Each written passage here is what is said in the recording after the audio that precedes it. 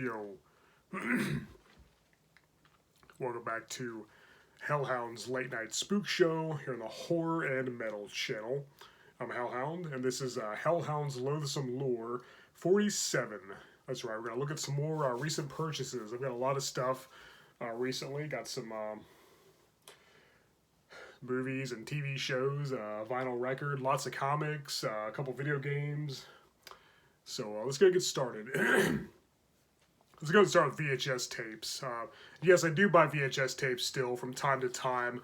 I do watch them on occasion, mostly just the ones that I don't own on any other format that are, some of them aren't even available on DVD or Blu-ray, and so I'll watch those, mostly out of nostalgia. And but I usually buy a VHS tape kind of like I would buy a poster. It's like a decoration. I try to make my basement look like a video store.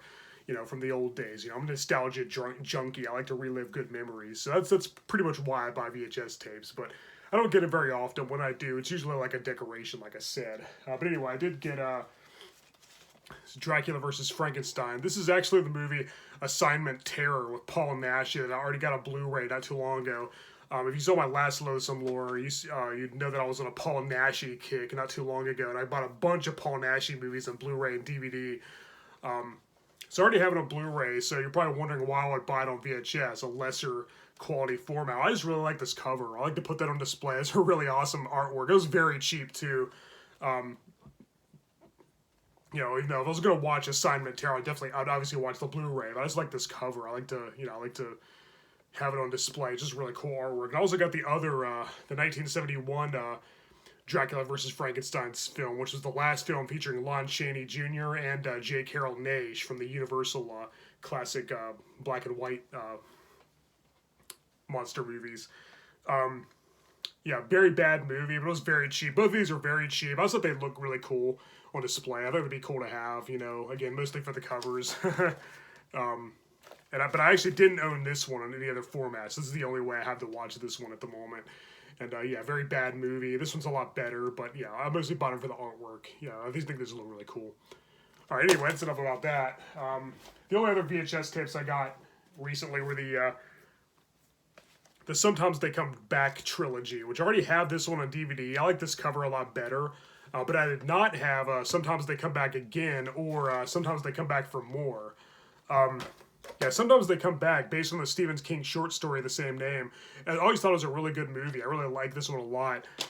Sometimes They Come Back Again with Alexis Arquette is okay. It's enjoyable enough. It's not too bad. And this movie really has nothing to do with the other two. It's more just a ripoff of The Thing. John Carpenter's The Thing. But it's alright. I haven't seen it in years. Maybe I'll have to give it a rewatch. But like I said, it really has nothing to do with the rest of the series. But I just thought these would look really, really cool on my shelf. Mostly, because, and I never did own these two, so this is the only way I have to watch them at the moment, so, I just thought it'd be cool to have all of them, why not? Sometimes They Come Back trilogy. That's it for VHS tapes. Like I said, I was on a Paul Nashy kick, not too long ago. I got most of the Waldemar Daninsky El Hombre Lobo movies on Blu-ray and DVD. He's the Spanish Wolfman, if you didn't already know. And so I did get this Curse of the Devil, which is also part of the El Hombre Lobo series with Waldemar Daninsky. So I've got pretty much the entire Paul Nashy collection now. This is one of the ones I didn't have before. If you want to see more info, if you want to see the rest of my Paul Nashy collection, see my last Loathsome lore video, which was number 46, I believe. Curse of the Devil with Paul Nashy. And that's it for DVDs. For movies on DVDs, anyway. DVD. I also got The Howl of the Devil, also with Paul Nashy. This isn't part of the Waldemar Daninsky series. It's a pretty good horror movie, nonetheless. I really enjoyed it. Paul Nashy's great, for sure. I really like Spanish horror, like Tombs of the Blind Dead and all that, and the Paul Nashy movies are no exception. So very happy to have Hell of the Devil. It's a good one. I highly recommend it. Then I got some newer movies on Blu-ray. I got Ghostbusters Frozen Empire. I saw this at the theater. It was pretty good. I think Afterlife was a little better, but I did like how this one had the original Ghostbusters a lot more. Venkman, Stantz, and Zeddemore. Peter, Ray, and Winston. They were in it quite a bit, which was cool. And I like the new characters too. But yeah, I thought it was pretty enjoyable. Yeah, Ghostbusters Frozen Empire. I think it's definitely a worthy entry in the Ghostbusters franchise. I really enjoyed it a lot. Yeah, I thought it was pretty good. I also got Godzilla X Kong, the new Empire. This is a pretty good movie, but it was more of a King Kong movie. Godzilla was barely in it. I think it could have worked just as well as a King Kong solo movie. A pretty cool story, some cool characters, some cool other monsters for sure.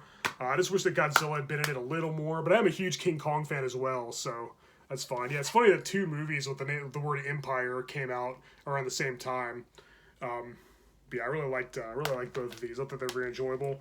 Also got Kingdom of the Planet of the Apes, which of course is the most recent installment in the Planet of the Apes series. It's supposed to be the start of a new trilogy, which I'm excited for. And I like how the apes actually had personalities in this, and they actually communicate, and they actually talk in English throughout the movie. Kind of like the old Planet of the Apes movies. I really like that a lot. I had some great characters, some good action. I thought it was really enjoyable. It probably wasn't as good as, say, Rise of the Planet of the Apes, and definitely not as good as the original classic Planet of the Apes, which I love, with Charlton Heston, which is one of my favorite sci-fi movies of all time. I think it's definitely a good installment in the series, and I look forward to seeing more, because yeah, it was very enjoyable. Also got Justice League Crisis on Infinite Earths Part 3. I already had Parts 1 and 2, and I'd say my thoughts, having seen them all now. Yeah, it doesn't adapt the comic Crisis on Infinite Earths, which is one of my favorite DC storylines. It doesn't adapt it that well. It takes a lot of liberties, but it was cool how they connected with the DC animated universe, which of course is Batman the Animated Series, Superman, Justice League, Batman Beyond. It actually shows a clip of Batman fighting the Joker as all the universes are slowly being destroyed, and he says something like, "If it's going to end, at least I get to go out like this, being Batman." That was actually Kevin Conroy, from the Batman Animated Series. That was his last recorded line as Batman. So it's pretty eerie that the last thing he ever said was something like, "I get to go out being Batman." I mean, wow, this is going to be chills. That's awesome. Yeah, rest in peace, Kevin Conroy. He was the best Batman voice there ever was, and this was his final role, even though it was just a brief one. But I thought it was pretty enjoyable. Like I said, I wish it followed the story, the comic book Crisis on Infinite Earths a little more, but it's still pretty cool. And I like how it connected with the DC animated movie universe as well. Of course, the one that started with Justice League, the Flashpoint Paradox, and ended with Justice League Dark, the Apocalypse War. This one actually bridged the gap, and actually connected with that too. So it kind of showed a lot of different animated DC universes all together. Because that's how it was in the comics. They all combined together. All these universes ended and just became one universe. And that's kind of what this was. And it showed other universes, that I grew up watching, which is pretty cool. No, it wasn't too bad. I liked it for what it was. I've been on a huge DC kick lately, so I got a lot of DC comics. And finally, for DVDs, I got the original Ninja Turtles cartoon, which is my favorite, of course. I already had the entire original Ninja Turtles series on across 10 different volume sets, but this takes up so much less space. It's got some special features that the other ones didn't have, so I figured it'd be easier just to have it on this one set. Original Ninja Turtles cartoon. Then I got the 2003 Ninja Turtles cartoon, which I like a lot as well, the complete series.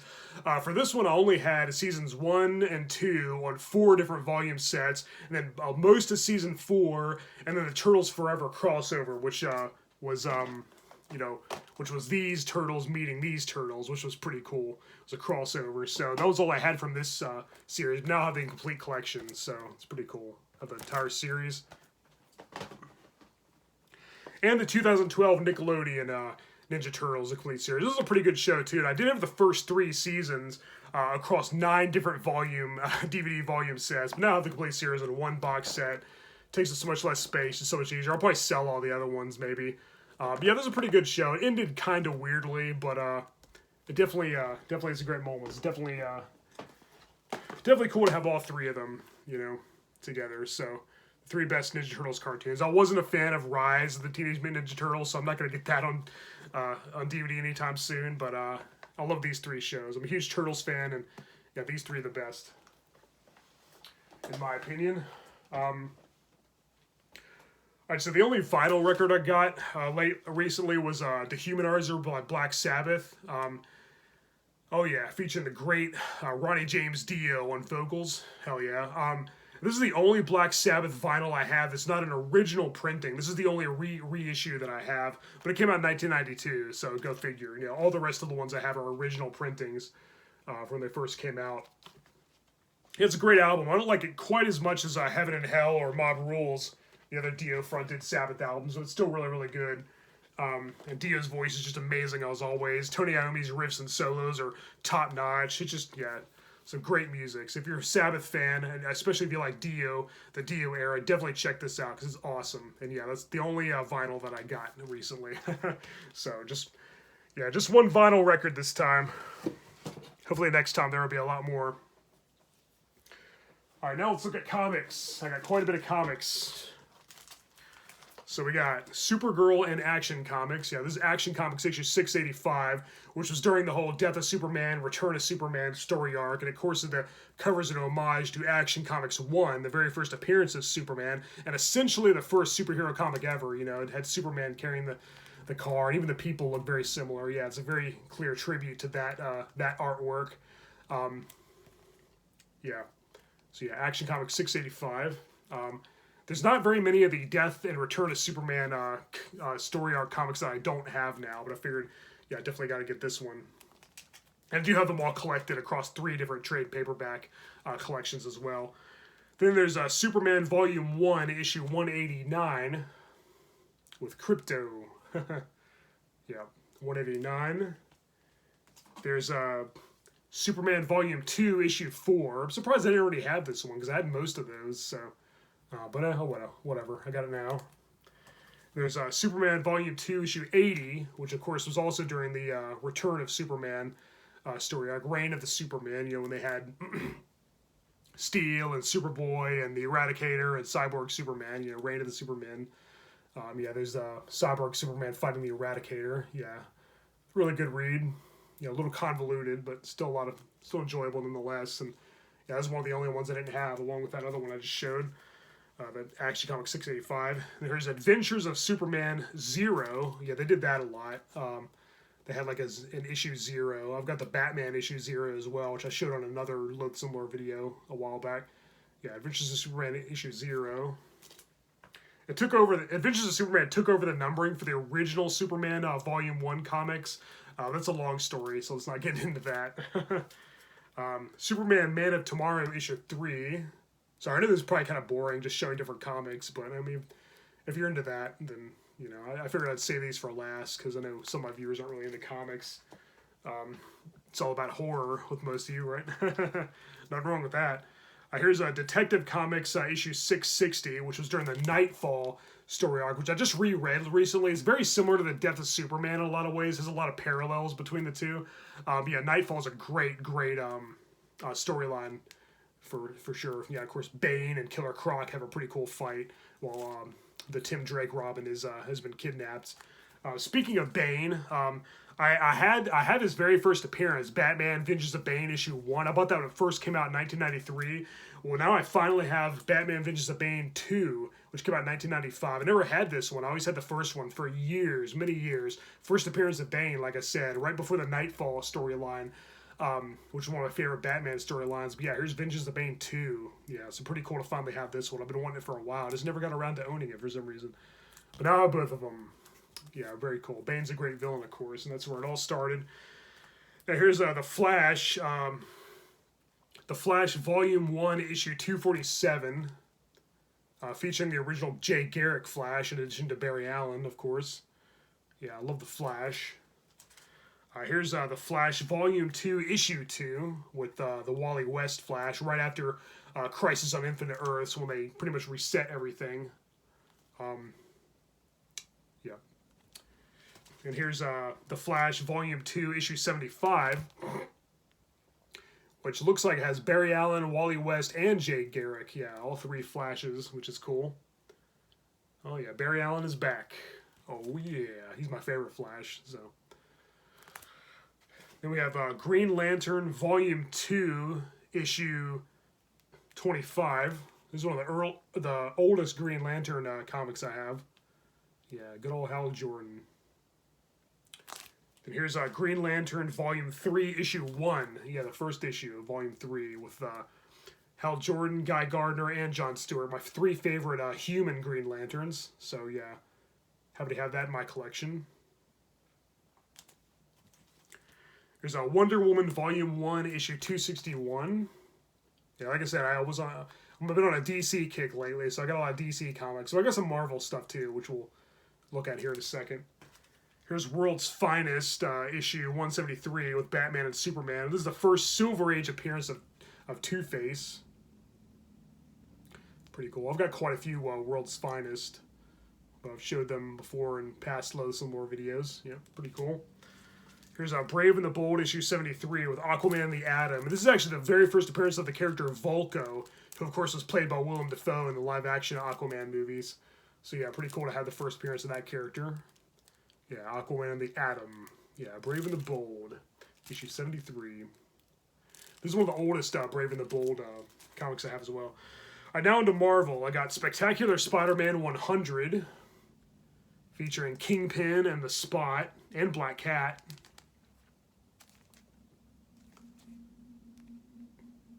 Looks like there's Spider-Man's black symbiotic suit, you know, because he's wearing his classic red and blue costume. Yeah, Spectacular Spider-Man 100.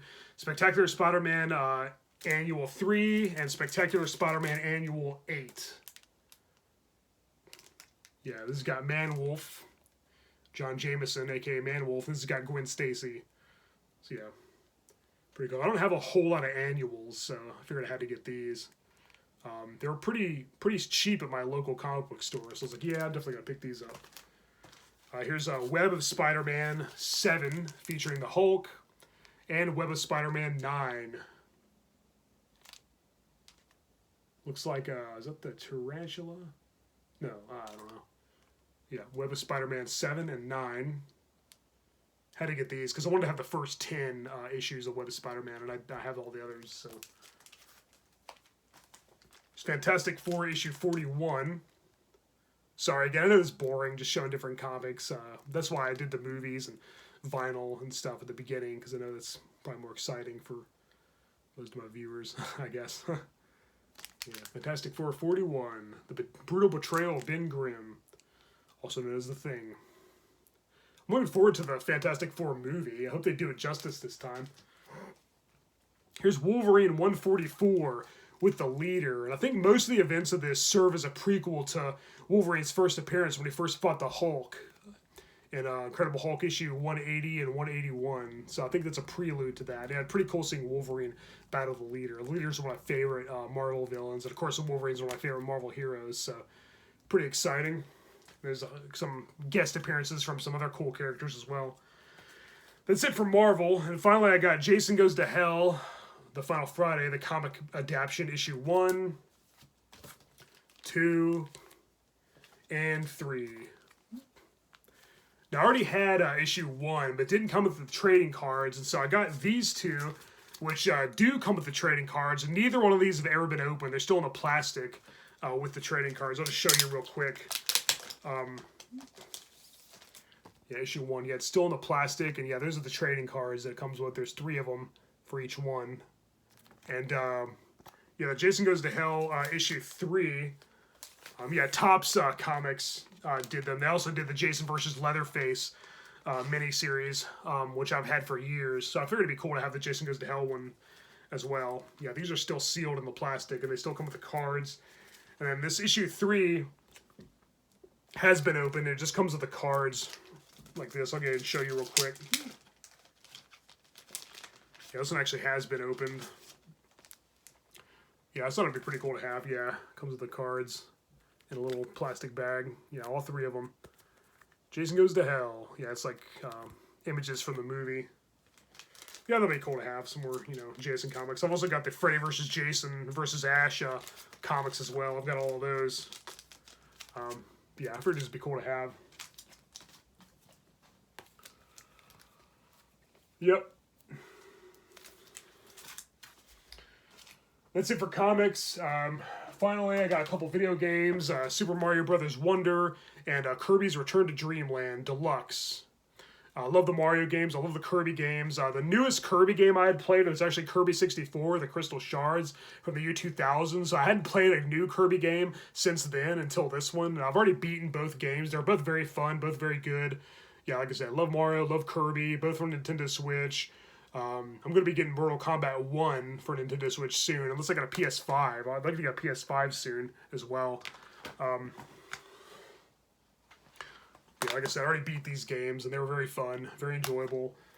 Finally, the last thing is this Mad Magazine Halloween edition. I love Mad Magazine. I love Halloween, so I had to have this, even though I already have most of the articles in this and other magazines I have. I should make a video showing off my Mad Magazine collection, because I got tons. Yeah, I love Mad Magazine. Yeah, there's parodies of The Omen, Hellraiser, Poltergeist, and the Blair Witch Project. Yeah, lots of horror movie references in here. Pretty cool. Yeah, love Mad Magazine. And Halloween, of course, is my favorite time of year, so I had to have this. And yeah, I should definitely make a video showing my Mad Magazine collection, because like I said, I've got tons. Alright guys, well that was it for this Loathsome lore. Let me know if you got any cool stuff lately in the comments below. As always, thank you for watching my late night spook show here on the Horror and Metal channel. I'm Hellhound. Till next time, later.